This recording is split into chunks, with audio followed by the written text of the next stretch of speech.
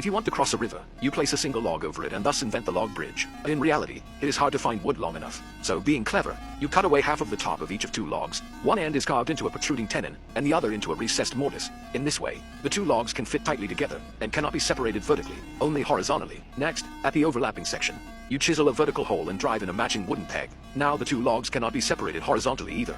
This is the pegged mortise and tenon joint. However, even if you connect logs long enough, a log bridge has a fatal flaw. As you walk, you might accidentally fall off. So you place multiple logs side by side and bind them tightly together with ropes, making it much safer to walk on. But the uneven surface between the logs may cause you to twist your ankle. So you lay a flat layer of wooden planks on top, creating a simple plank bridge. If too many people cross at once, the plank bridge risks bending and collapsing. Then you realize you can add piers underneath to support the bridge deck. But wooden piers are easily washed away by the current. So you switch to stone piers and polish both ends into smooth curves to reduce the impact of the water. The piers bring another advantage. There is no need for very long logs. Short logs can be placed directly on the piers with mortise and tenon joints fixing them together, which is far stronger than ropes. Then the bridge deck is completed. To make the wooden bridge safer, you build railings on both sides using horizontal rails and vertical posts, and coat all exposed wood with tung oil for waterproofing and preservation. Thus you obtain an upgraded stone pier wooden plank bridge. But soon you discover that even with tung oil, wood still deteriorates quickly under long-term sun and rain. This does not stump you. You build a covered corridor over the bridge, using the roof to shield it from wind and rain, and extend the bridge's lifespan. In this way, you invent a basic covered bridge. However,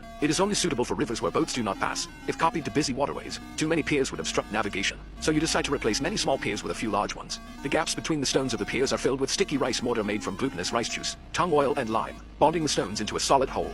Both ends of the piers are built into conical cutwaters to reduce water impact. Above the piers, cantilevered wooden brackets supported by layers of bamboo are laid, with the timbers still firmly connected by mortise and tenon joints. This forms a unique deep wall structure, which effectively reduces the span between piers, facilitates the laying of the upper bridge deck, raises the deck height to allow easier passage for boats, and enhances the overall load-bearing capacity. Above, in addition to the wind and rain sheltering corridor, you can also build a pavilion at each corresponding deep wall structure to provide downward weight, making the entire bridge as stable as a mountain and resistant to tipping. In leisure time, pedestrians can enjoy the scenery and drink tea in the pavilions. Thus, congratulations, you have invented the Wind and Rain Bridge, a brilliant achievement in bridge construction by the Dong people and other southern ethnic minorities, and one that is hailed as one of the world's 10 most incredible bridges.